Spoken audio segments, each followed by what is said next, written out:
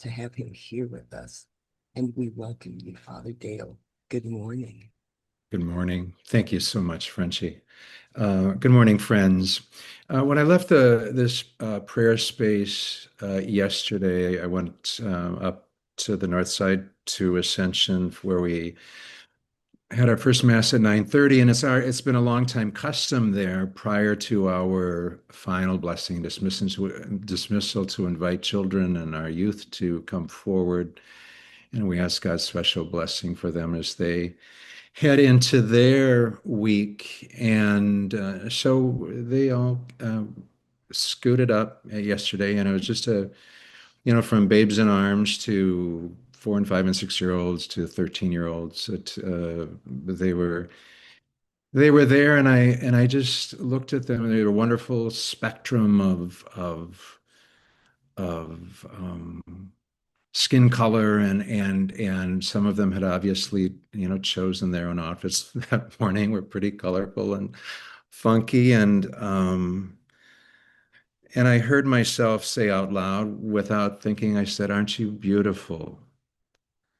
And I stopped. I had nothing else to say. I was just speechless, and because I had this mental split screen of these beautiful ones, and joy in their eyes, which is so often missing in a lot of grown-ups these days. Um, this mental split screen of the children in Annunciation Church, 12 days ago, and terrorized and terrified and screaming, and I just needed to behold these beautiful children.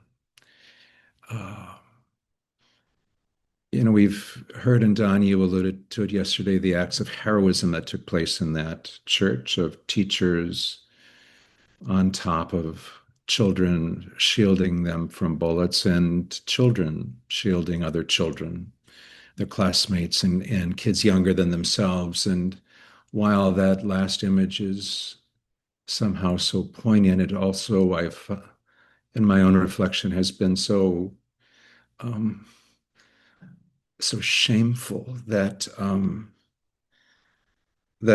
we have left children to defend themselves in the face of this horror. Um,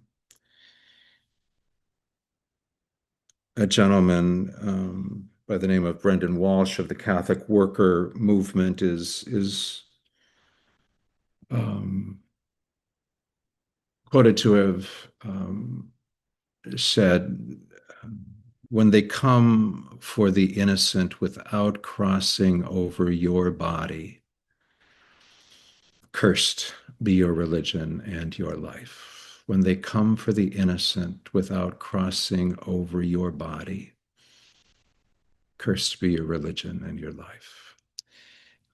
These days, I really, really trust the Spirit is moving us to do something in a way that the Spirit has not moved, at least in my lifetime. And again, Don, thank you for your beautiful reflection yesterday. You said something's different this time. Something's different this time. And I'm trusting that that is the movement of God saying something is different this time, compelling us to act in a way we haven't acted before, not resigned to the dismantling of our democracy, not designed to the demise of civility in our society, if not the demise of civilization itself. And if that's alarmist to some people, then because it is alarming, it is alarming. The alarms are sounding. Um, Prayer, Frenchie, you said this prayer is not enough, right? Right. We know that, but we are here, friends, so that we can remember who is at our core, what is at our core, the divine power that dwells in us, that gives us the capacity, the strength to do things beyond our own power to do so. Who is at our core? What is at our core? What is our core? Who is empowering us to act, to move, to do something, to do something? What is that first step as individuals? What is our first step or second step as a collective? Um, uh, let's uh, let's pray that the Spirit would move us so that indeed um, coming for the innocent, which is happening in 1,000 ways these days, uh, will not happen because of us.